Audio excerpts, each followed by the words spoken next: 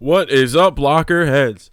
Today, we're going to be doing Storage Locker Stories, the top 5 rooms we've ever purchased. There is like kind of some ties, so I'm just going to group it together with some of the rooms. I'm going to link, if because I think 2 of the rooms or 3 of the rooms are actually from Storage Adventures series. So I'm going to link those below so you can check them out if you haven't already. But we're going to start with number 5, which I have to go with. We call them the Indian lockers. And no, not because we're racist or anything, but because they were actually people from India's lockers. We had 2 of them. And they both brought back around the same amount of profit, probably within $200 or $300 of each other. There was a bunch of saris in the rooms. We paid, I think for one of them we paid $400, and the other one we paid around $300, and we got back out of both rooms about $3,000, give or take, $3,000 to $3,500. It was hard to tell because that was when we were buying lockers live, and we were buying, and putting them. We were putting them in a big locker, so some of the stuff would get mixed together, but they both brought around $3,000 total, not profit. So about $2,500, give or take, profit.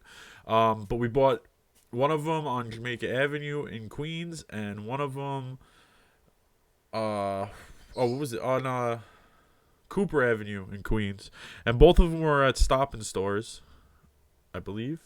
No, one was a Stop and Store, one was a Safeguard. There you go. And both of them, believe it or not, had very, very similar items in them. There was a ton of saris from, like, handmade, beautiful ones from India. Both lockers had Disney collectibles, which was pretty funny. The one locker had a ton of sunglasses and some nice furniture. And the other one had a few pieces of nice furniture, but also had, like collectible plates. Like, there was like Tiffany plates, but they weren't like high end. They were like these fish plates. They still were sold for good because they're Tiffany, but it wasn't like, the greatest Tiffany thing you could find. And so yeah, that was about, one was about 300, one was about 400. We made about 3,500 a piece. So it was with gas and storage and everything. It was about $2,000 profit per room. And those were very early on. Those I say were within our first year of doing it. And so one thing we still do look for to this day is saris, because the good luck we've had with them. And yeah, so those were from when we did live auctions. And then number 4 was a boring one, but it was a highly profitable one. And I talked about one of the items from in there on the list of most expensive items, and that was the room we got with the Alcatel-Lucent routers.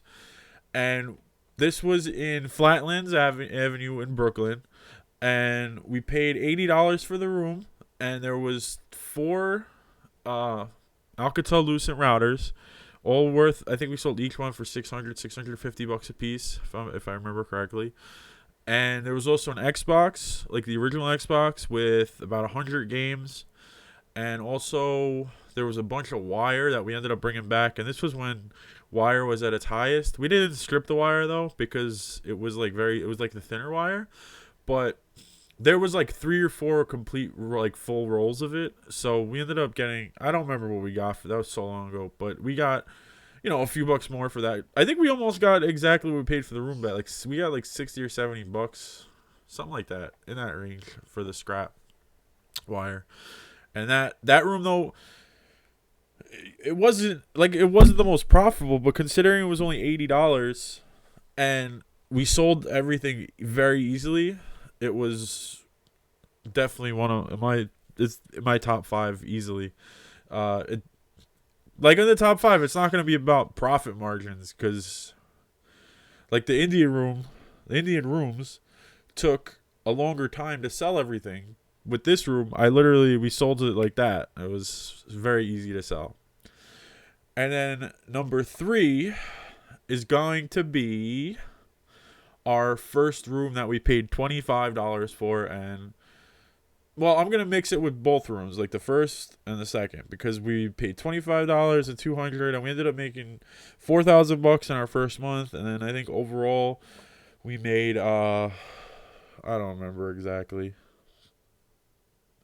I'd say 5 or 6 thousand total.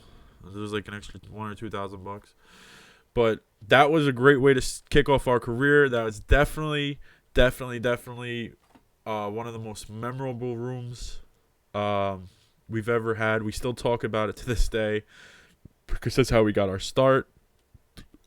And then number 2 is gonna be a bunch of the sneaker rooms we've had. I'm just gonna group them together, and we're gonna link the videos because these are the ones I know I have videos for. I'm gonna link them down below. The first one I'm gonna talk about is which one was that? Let me just look quick. It was in Long Island City. We got it at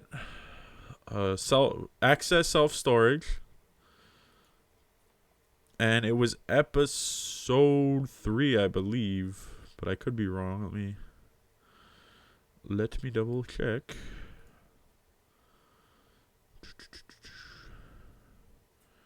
No, it was episode 2. Yes, it was episode 2. No.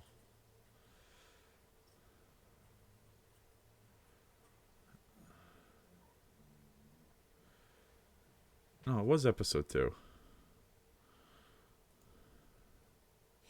Right. Yes, it was episode 2. And we paid $610, which at the time was the most expensive the most money we've ever paid for a locker. And it seems like a lot to pay for it, but like I had a feeling that there was more, because you could only see in the picture, you could only see like 3 boxes of Jordans, but there was like a shelf and everything was packed really neatly. And we ended up paying $610, and like I said, at the time it was the most expensive we've ever paid.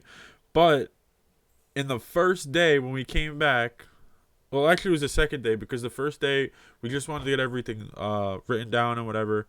And the second day we listed, I think there was like 20 something pairs or 18 pairs, whatever it was, but they were all like brand new in the box, but they were worn 1 time or 2 times at most. And the second day we already made back, I think it was like $1,000. And then overall, throughout all, like selling everything in the locker, because there was like a lot of other stuff. There was some soccer nets, a ton of basketball jerseys and baseball jerseys and football jerseys. We ended up making, I think it was $4,000 on it.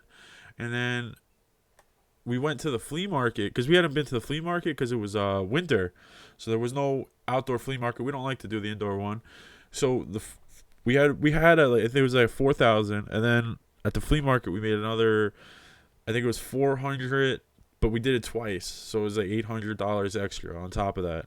And that was only for $610. Plus we made the original money back within a week. We made like $3,000, so it was a really easy, very profitable unit.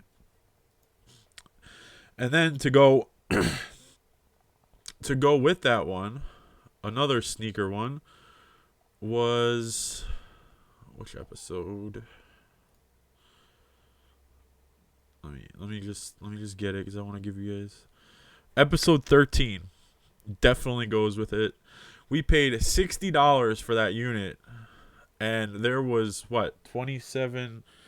27 pairs of Jordans in the room, and it was, wow. We literally, I thought there would be maybe like 5 pairs of sneakers, because all I could see was like a black bag and like it looked like boxes were in the black bag. So I'm like, let me take a shot. I think I bid 120, like just on a hunch. And that's like one thing you gotta learn how to do if you're gonna be in this business, is like listen to your stomach and the hunches. Sometimes it's not gonna pay off, And that's for another video, because it's not always gonna work and it's not always gonna pay off. But you have to be able to listen to your gut and your hunch, because that's the only reason I bid on the room. There was no, like, you couldn't see any like sneaker boxes or this that. It was just garbage bags that looked like there could be sneakers. For all I knew, it could have been a speaker, but I just had a feeling that there were sneakers. And one good thing is I know that facility, and that facility has a high volume of sneakers. I guess it's just the area. It's more of like, you would say, an inner city urban area, and like Jordans are extremely popular. So I took the hunch. I paid $60 for the room, and there was 27 pairs of sneakers. Not in the greatest size, not in the greatest condition, all of them, but it's still, we made about 2,500 to 3,000 total on the room, which is really good for $60. And those are the two best sneaker rooms we've had to this day. Then I'm gonna talk about my first sneaker room we ever got, which was actually in Babylon, which actually got us into sneakers. We were having trouble at one point, like, selling a lot of the stuff we had. We were buying bigger rooms. We were buying like more householdy stuff, and at one point, the things that were selling just stopped selling. Like, they were just sitting around, and nobody was buying stuff like that. And we were close to being broke, being bankrupt. We were all in. And the last money we had, we decided, let's switch up our plan. Let's switch up our strategy. And we decided to go for this sneaker room in Long Island. And it was in North Babylon. And I think we paid $600, or even, yeah, it was about $600 we paid for the room. And we were really taking a shot in the dark, because we had never went after a sneaker room before. We had sneakers before that, but it just was like by chance. It was never like we purposely went out of our way to buy a room with sneakers in it, because at the time I didn't know anything about sneakers. Alyssa didn't know anything about sneakers. She does now. I do now too, because that's what we've turned our business more into. Because even if we don't know, we have a lot of friends that know about sneakers. Like my friend Jeff, that's helped me out by looking at some rooms for me and telling me like what stuff is. And I don't really need as much help anymore, because I've really like put myself into learning about all the different types of Jordans and all the other kind of sneakers, because there's a bunch of Nikes that are worth money as well. So we buy this room, take the biggest shot in the world, because like I said, we didn't know much. We get to the room. It's freezing outside. I can't remember what month it was, but it was January. It was January, and it was freezing. And this place was It was 12 degrees. I remember. Yeah, it was 12 degrees. Alyssa said it was 12 degrees. She's sick. She's laying in bed, but it was 12 degrees. It was inside, but it was not a facility that had any type of climate control. So it was inside, but it might have been colder inside than it was outside, because I think the walls might have been keeping the cold in. And we get up there, and we get to the first boxes, like the first 3 boxes, and there's no sneakers in the boxes. And we had just spent our last $600, because at the time, like I said, at the time we were struggling with a lot of the stuff. I mean, it ended up picking up. We ended up selling all that other stuff once it picked up, and the summer flea market came back around. But at the time, we were struggling like bad. I mean, it was bad. And to get there and then open the first 3 Jordan boxes, and there was no Jordans inside, my heart literally sank into my stomach, and I was like, oh my God, it might be over for us. And then I started getting mad, so I threw all the empty boxes out the locker. And I go to the back of the locker, because I remember seeing, there was actually, you could see a pair of sneakers in the back of the locker in the picture. Like the actual sneaker, not the box. And I get back there, and there's an entire bag just full of all the Jordans. And I started jumping up and down. There ended up being like 15 or 20 pairs of beautiful, size, I think it was 9 or 10 Jordans, all in close to perfect condition. And then all the boxes I had just thrown out went to most of them. Like most of the Jordans had boxes, and oh, it ended up saving us big time. Big time saved us. Uh, that was the first time we'd ever sold a pair of sneakers for over $200. We sold the what are they? The three lab fives. We ended up selling them for 250 or 225, whatever it was, 250, 225. And then there was a bunch of other sneakers we ended up selling, and we ended up making like $3,500, and we made it pretty fast, and it really helped us and brought us back up to be able to sustain ourselves until, you know, just the summer flea market. Well, it's not even really summer flea market. It's like spring. It starts very early, and so that was a great locker that saved us. So that has to be on the list with the other three Jordan lockers. And then the number one locker we've ever had, this is going to be a very long story, so bear with me, was the one that I think 2 or 3 of the top most expensive items came from. And I'm just going to tell the entire story. It was July. We weren't doing bad. Alyssa was working part-time as a nanny. And, what do you call it? She had the day off, or she took the day off to come with me. Oh, she had taken the day off because I remember it was our 1-year locker-versary. It was the year since we won our first locker ever, because we won our first locker in July. And this was the same place, same everything. And there was more people than the first time we went, but there was not a lot of people this time, and it was really hot, so. Oh, and I think it was actually a Friday, so people had to do flea markets on Saturdays and Sundays, so they couldn't really afford to buy a big locker because they didn't have time to clean it out. So we go, and there's like the first 3 lockers are just not for us. There was like crap. And then they opened the door to this big 10x30 locker. And I liked big lockers at the time. Now I will not buy a big locker unless it's like amazing. But they opened the doors. I think I said this in the other video. All you could see was garbage bags. But I was able to see in the back. And I saw like a gas-powered remote control helicopter. And in my head, I was thinking like, if somebody has the money to do that hobby, they're going to have some good stuff. Plus, it was like an $800 a month locker because it's a 10x30 in the city. I know in Long Island and stuff, it's only like $300 or $400, but in New York City, these lockers are like $800 a month because the demand is so high for them. And in my head, like I said in the other video, in my head, I was like going back and forth, like I'm gonna bid, I'm not gonna bid, I'm gonna bid, I'm not gonna bid, I'm gonna bid, and eventually, he was going down 400, 300, 200, 100. Somebody give me $50, and the storage facility guy really wanted to sell it. He didn't want to have to do the garbage for it. So I was like, yes, I could do it for 50, but I think I said I need an extra day to clean it out. And because they didn't want to have to clean it out, and it would have cost them $600 to clean it out, he gave us the extra Monday. And so when we first get in there, well, whatever, we go, we pay. And I'm so excited to get in there, but then at the same time, I'm nervous and sick to my stomach because if this is all garbage, it's gonna cost me $600 plus the money, the $50 I had to pay, plus I'm gonna have to get people to help me clean it out because it was freaking so big. And what do you call it? So we get there. They take off their red lock because that's at this facility. You don't just put your lock on like in the show.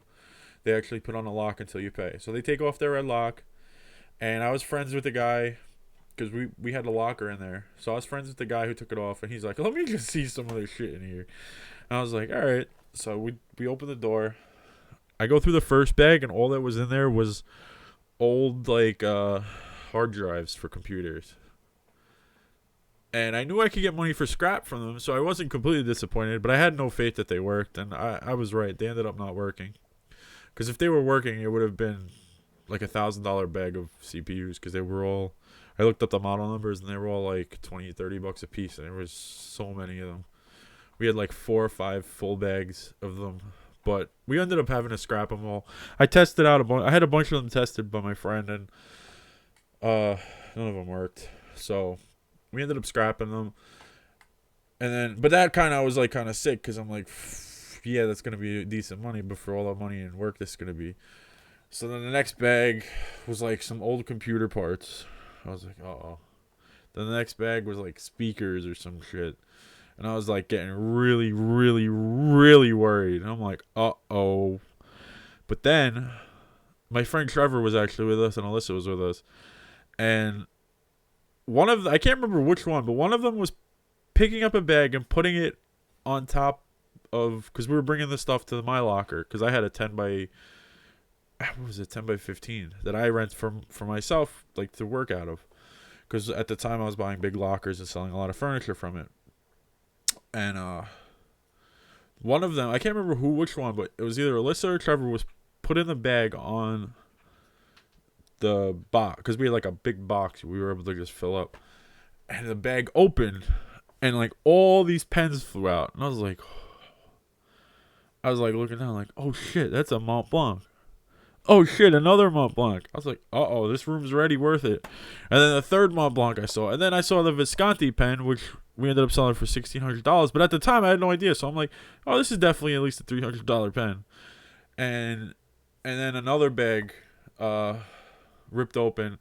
And like a jewelry box fell out. And there was a bunch of like, it wasn't good jewelry though. It was just like necklaces, but like broken.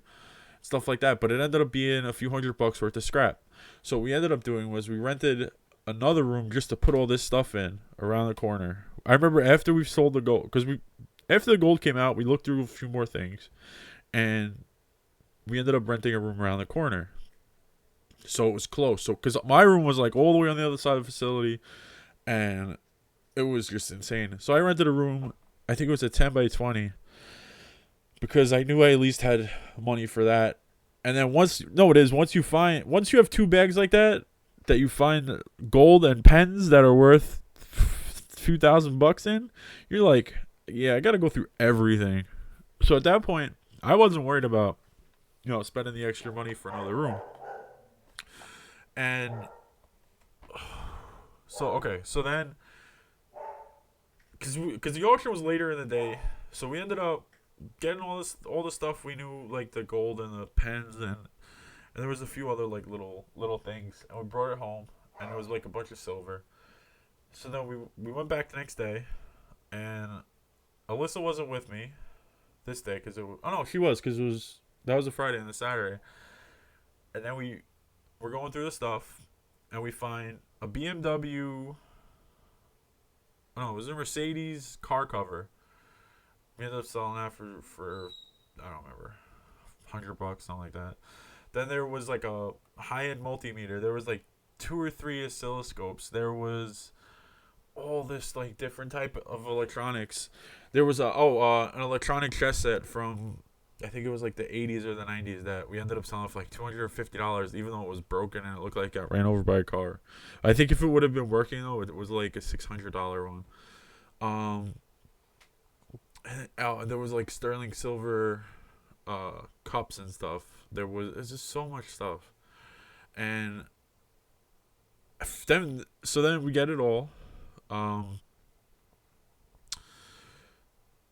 do you call it? But it got to the point where it was just taking too long to go through stuff. So we just started putting everything in the other locker. And so that locker, we finally clean out that locker, because it took us until that Monday, literally at the end of the day, Monday. And then, so then I have to go through the rest of the stuff myself, because my friend Trevor was working part-time at a gas station, and Alyssa had to work, the rest of the week. So I'm going through all this whole big locker, and I freaking spilled, there was like this bag of chemicals, like all different, like paint thinner, bleach, this and that. I spilled it, and like all the tops broke. I freaking got sick from it. I got like a really bad, like, as lung infection or something. I can't remember what it was, but I ended up getting sick from this stupid thing. So then it takes me forever to clean out this finish going through this locker, because I was like dealing with being sick. And then every time I went in the locker, it smelled, even though we cleaned it up. It still was like insane. But then at the end of the locker, at this point we've profited.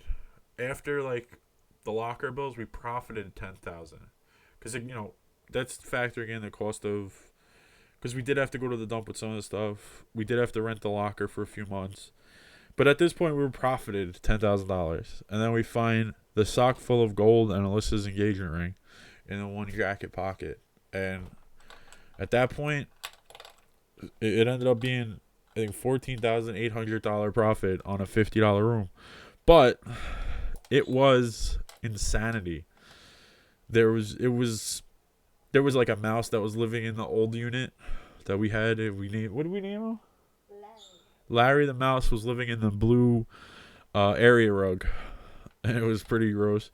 But we ended up doing really well on that, and then we actually probably made more money on it because we used a lot of the stuff at the flea market, but I didn't even factor that in at the time because it was just so crazy. And we ended up renting that room for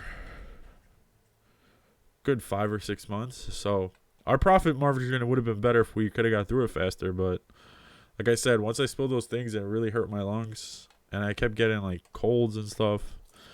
But it was worth it in my opinion. It was, I probably mismanaged the money, but at the time that was the most money I'd ever made in a short amount of time, because we made that money very, very fast. I'd say within 2 or 3 months we had made it, and I'm just like an average kid from New York, so to make that much money that fast, I had no idea how to handle it, and we spent a lot of it stupid. I mean, we got some nice things from it or whatever, but we spent a lot of it stupidly, and I wish I could get that one back, but it was a learning experience. And I have to tell you now, if I ever get a room like that again, I'm not gonna lose as much money on that, like the profit margin, by like renting the room for a long amount of time or anything. But that was it. Those are my top 5 rooms. I'm gonna link the ones that have the videos below. Tell me what you think. Tell me how stupid I am for not using that $15,000 profit in a better way. And I will see you guys next time with probably a video of the worst lockers we've ever done, because I don't want everyone to think this is all just glitz and glam and winning. There is a lot of loss involved in this business, but you have to be able to manage everything right. And these were some of the ones we did very well on. See you next time.